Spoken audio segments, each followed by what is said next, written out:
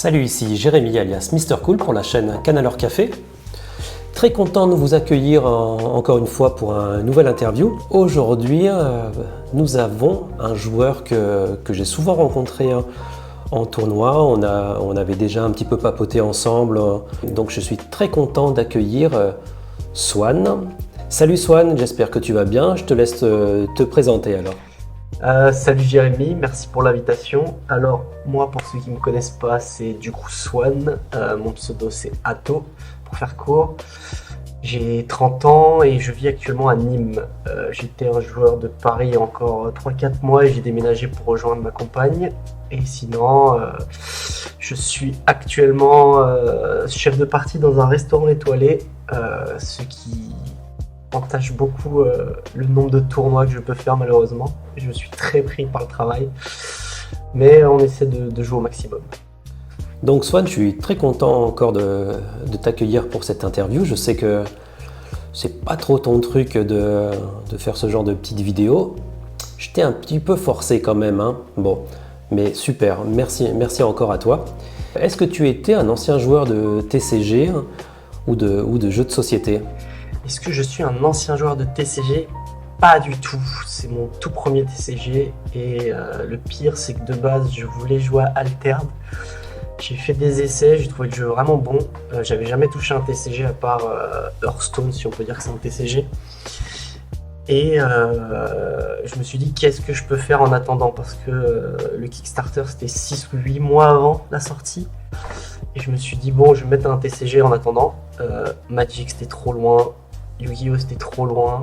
Et du coup il me restait quoi? Pokémon et Lorcana venait de sortir, donc je me suis dit pourquoi pas. J'ai commencé fin de saison 2 et au final, aujourd'hui je préfère rester sur Lorcana que de changer de TCG.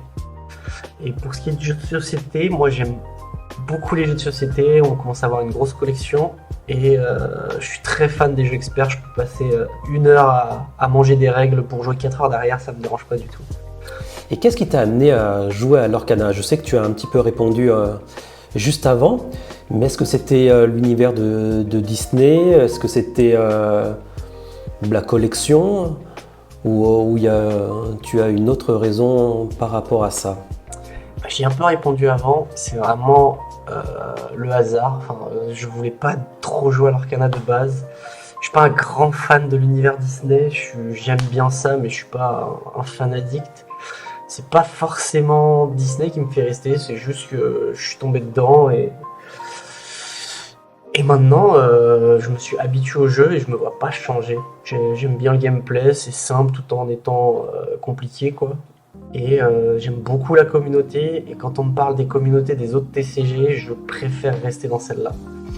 Ok, je comprends. Je suis d'ailleurs un petit peu de ton avis parce que je suis aussi un tout jeune joueur de TCG, moins jeune en âge, mais jeune dans ma pratique de ce jeu. Et c'est vrai que je trouve que la communauté est très sympa et pour le moment, je suis un peu comme toi. C'est-à-dire que j'apprécie cette ambiance-là et ça me fait en tout cas continuer à vouloir graviter autour de Lorcana. Combien de temps? Je ne sais pas, on verra bien, l'avenir nous le dira. Peux-tu me dire quels sont tes decks préférés ou tes mécaniques que tu aimes bien jouer?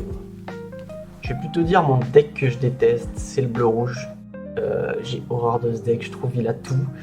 Mais mon deck préféré, ça reste le vert-gris, c'est ce que je joue depuis le chapitre 2. Je joue pratiquement que ça, j'ai testé d'autres trucs, mais le temps de jeu qu'on passe sur un deck est très important pour le perfectionner, pour être bon. Moi, je fais partie des gens qui préfèrent jouer tout le temps le même deck et se perfectionner avec, comprendre pourquoi il est moins bon, comprendre pourquoi il est meilleur. Je suis pas là à changer de deck à tous les tournois. Ça m'arrive de changer pour tester des choses, mais on va dire que mon main deck, ça reste le vert-gris. J'aime la discard. D'habitude, je joue plus discard d'une autre façon, c'est-à-dire que sur Hearthstone ou sur Marvel Snap, par exemple, la discard, elle est pour nous et on a des bonus en burnant sa main, en fait, en burnant soit ses points de vie, soit sa main. Et c'est ce côté-là que j'aime bien, c'est avoir un malus pour gagner un bonus derrière. Quand j'ai testé Altered, j'ai beaucoup aimé l'IRA pour ça, parce que on joue des cartes pas fortes, on joue des effets pas forts, on jette des dés et on peut retourner la partie juste sur un claquement de doigts. Bon, après, c'est à double tranchant, mais c'est ça que j'aime bien, moi. J'aime beaucoup aussi les decks un peu spéciaux. Là, en ce moment, je joue le Robin qui trigger 4 actions.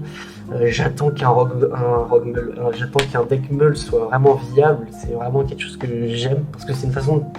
On dévie de la façon principale de gagner, on gagne d'une autre façon. Et ça, j'aime bien. Je joue beaucoup Rogue Meul sur Hearthstone.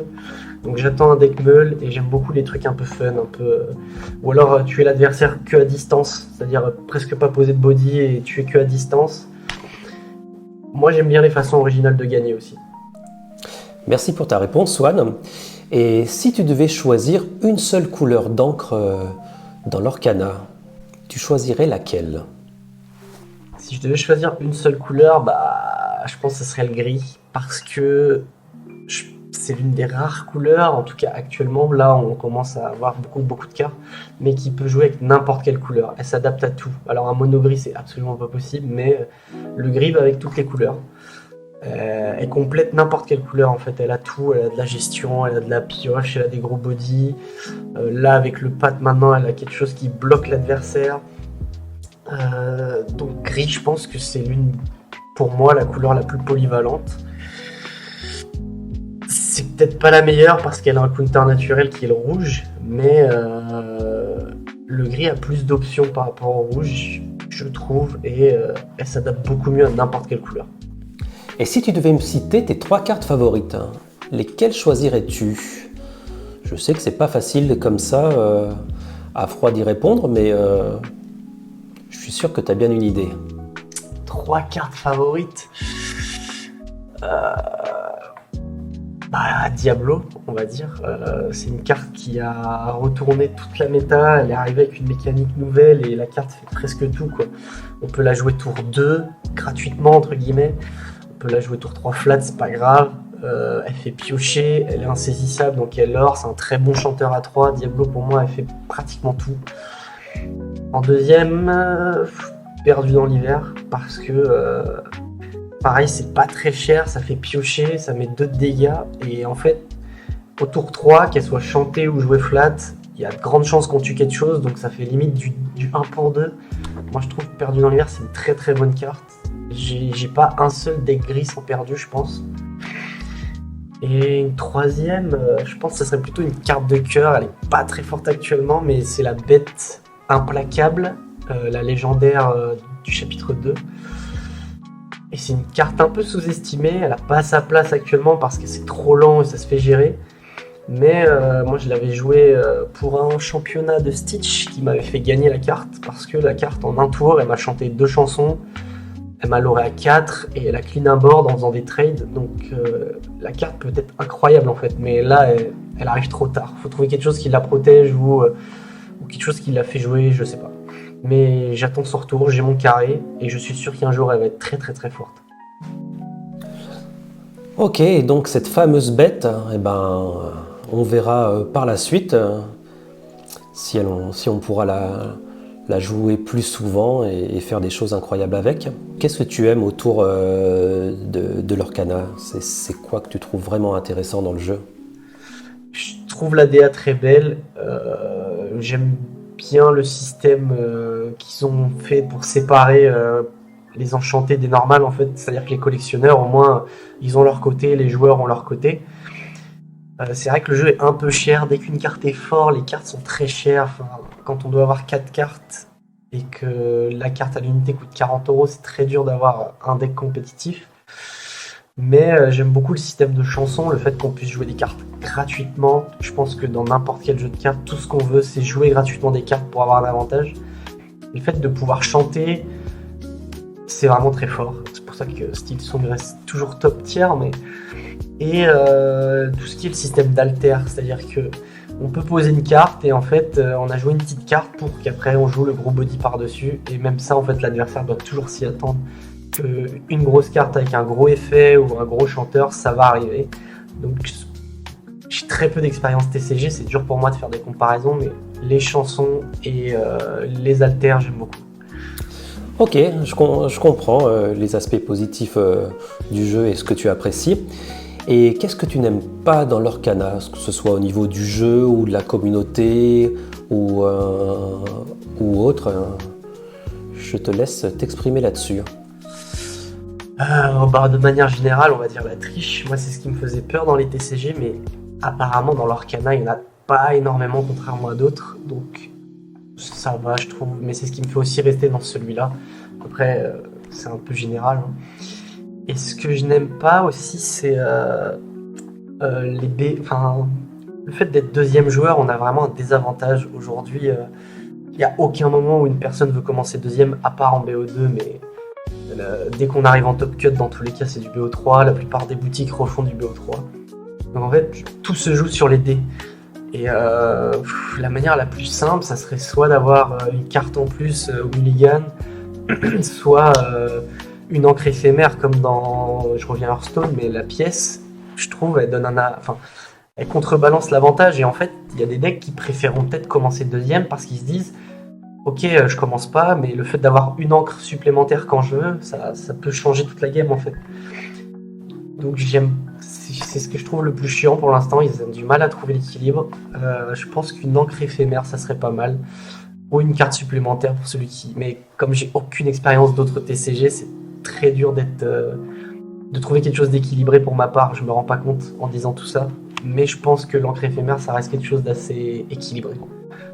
Et une question que je pose souvent aux joueurs et qui m'intéresse beaucoup, c'est est-ce que tu penses qu'il faut avoir une psychologie particulière, voire innée, pour être très bon joueur à l'Orcana? Ou simplement la pratique du jeu suffirait pour vraiment être bon joueur et progresser? Tu en penses quoi? Est-ce qu'il faut une capacité innée? Je ne pense pas. Bien sûr, ceux qui l'ont, ils seront avantagés. Ils auront, si on schématise ça sur une route, ils auront beaucoup plus d'avance sur cette route. Mais tout le monde peut arriver à un gros niveau. Il faut juste beaucoup de temps de jeu, il faut apprendre, il faut jouer. En fait, il faut être prêt à tout anticiper. C'est du jeu d'échecs, hein. Quand on est en tournoi, surtout en haute table, un tour prend beaucoup de temps des fois parce qu'il faut penser à tous les puzzles possibles réalisables. C'est-à-dire qu'il faut penser à 2-3 coups, 2-3 tours d'avance. Et en plus, dans 3 tours d'avance, il faut penser à 3-4 coups différents. Donc il faut juste de la pratique, il faut pratiquer, il faut du temps de jeu, il faut apprendre pratiquement toutes les cartes par cœur, il faut connaître tous les decks méta, parce que c'est très important de savoir ce que la personne peut jouer et va jouer pour anticiper. Donc faut pas une capacité innée, bien sûr si on l'a, on sera beaucoup plus loin, plus vite, mais de la pratique ça suffit, beaucoup de pratique. Ok, très bien, donc je fais partie des gens qui auront besoin de pratique pour progresser, hein. Je ne pense pas avoir une capacité innée dans le TCG. Ça, j'en doute, je le saurais depuis un petit moment quand même. Est-ce que tu aurais des conseils ou des petits secrets dans ta besace pour progresser à l'Orcana et devenir de ce fait un meilleur joueur? Je suis sûr que tu as quelques infos à nous partager. Est-ce que j'ai des conseils? Des secrets, j'en ai pas. Je suis pas un grand joueur, je suis pas le meilleur. J'ai très peu d'expérience. Ceux qui ont déjà joué à Magic ou quoi, ils doivent en avoir des tonnes. Mais moi, le plus grand conseil que je peux donner, c'est aller en boutique, dans des boutiques spécialisées. Faites des tournois, même si vous n'êtes pas bon, même si vous n'êtes pas très bon, même si vous n'avez pas toutes les cartes. Allez-y. Faut parler aux gens. Faut en fait rejoigner une équipe. Avoir une équipe, c'est ce qu'il y a de mieux. Moi, quand j'ai commencé l'Orcana, je connaissais personne. Et je suis allé jouer à une boutique, un peu à reculons. Et en fait, le gars juste à côté de moi, Yvan, il arrive, il me parle. Il me dit « Oh, trop cool, tu fais quoi dans la vie? Oh, c'est trop bien, tu joues ça. » Il m'a ajouté sur Messenger. Il m'a invité dans un groupe où tous les gens de la boutique jouaient. Il m'a invité sur Discord. Et en fait, ça se fait comme ça. Il faut juste sortir, parler aux gens et les gens vont vous inviter d'eux-mêmes. Là, j'ai fait un tournoi Madrigal il n'y a pas longtemps. J'ai fait top 2 et le premier, pareil, on n'a même pas joué la finale, mais il était en mode « Oh, mais t'es nouveau ici? Ah bah vas-y, donne-moi ton numéro. » Il m'a mis dans un autre groupe, il m'a invité à jouer dans une autre boutique et en fait, j'ai rencontré encore plus de gens comme ça. Et le plus grand conseil, c'est trouver des gens avec qui jouer. Si vous pouvez trouver une équipe compétitive si possible, parce qu'on progresse plus vite quand on joue avec des meilleurs joueurs ils vous apprendront plus de choses plus vite. Mais même si vous jouez avec des gens un peu casus, c'est pas grave. Parce que vous allez discuter, ils vont vous donner des conseils, ils vont vous prêter des cartes, ils vont vous en vendre beaucoup moins cher. Et en fait, il y a rien de mieux. Moi, je me suis fait maintenant, franchement, je peux le dire, je me suis fait des amis. On a créé une équipe, on essaie d'avoir des rôles, on essaie de monter un truc. Mais il n'y a rien de mieux qu'avoir une équipe, sortir, prendre un verre, manger ensemble, faire des entraînements. Et voilà, il faut juste s'entraîner avec des gens et toujours pareil. Et franchement, j'ai pas grand conseil à donner parce que j'ai pas tant d'expérience que ça, mais trouvez une équipe, jouez avec des gens plus forts que vous et n'ayez pas peur de perdre. Tout seul, on va plus vite.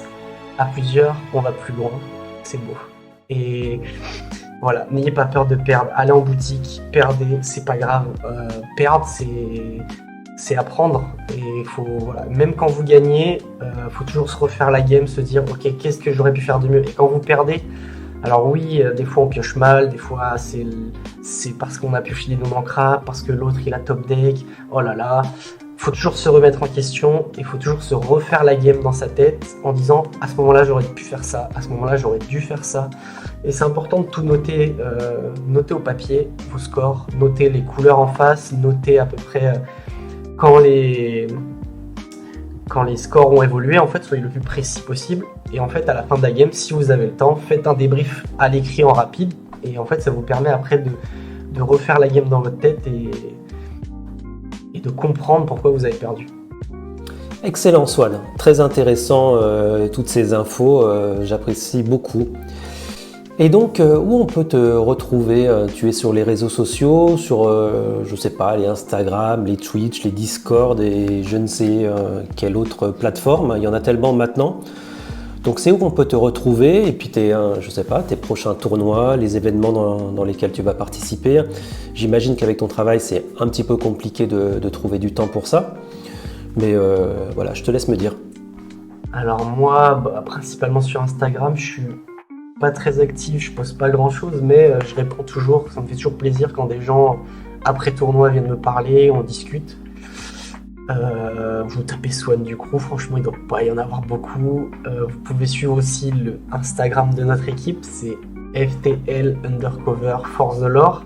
Ça nous fera toujours plaisir. En plus, ils font un tournoi le 24 novembre. Je pense qu'il y a encore des places. Tout est sur Instagram, vous pouvez aller voir. Moi, malheureusement, avec la distance et le travail, je ne pourrais pas y être ni les aider.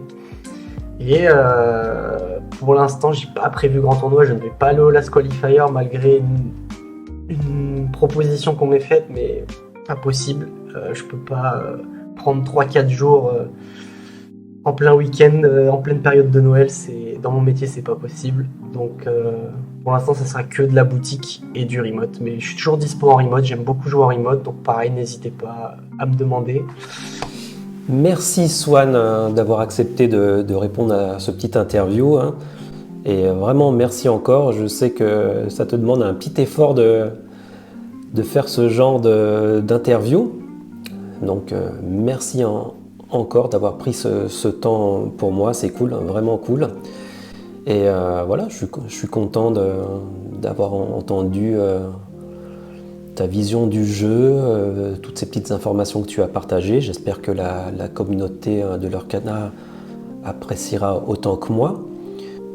Au top, génial. Et donc oui, j'espère qu'on se croisera bientôt à d'autres tournois ou à d'autres événements en lien avec l'Orcana ou autres. Je te remercie encore, à très bientôt. Je te remercie de m'avoir été, Jérémy, c'est toujours un plaisir.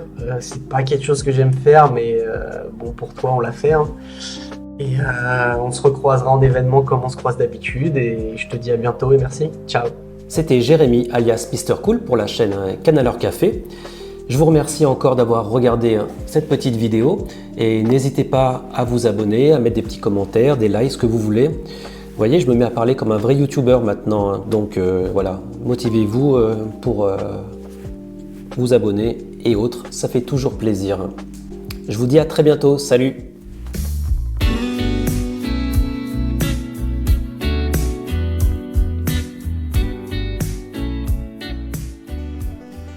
C'était Jérémy alias Mister Cool pour la chaîne Canon. C'était Jérémy. Ici Jérémy alias Mister Cool. Et je suis très content d'être avec Swan alias Athos. Athos. Oui, toujours sympa de jouer en remote. C'est pas un prénom, Henri? Henri Motte? Monsieur Motte. Bonjour, enchanté, monsieur Motte. Il n'y a pas de café dedans.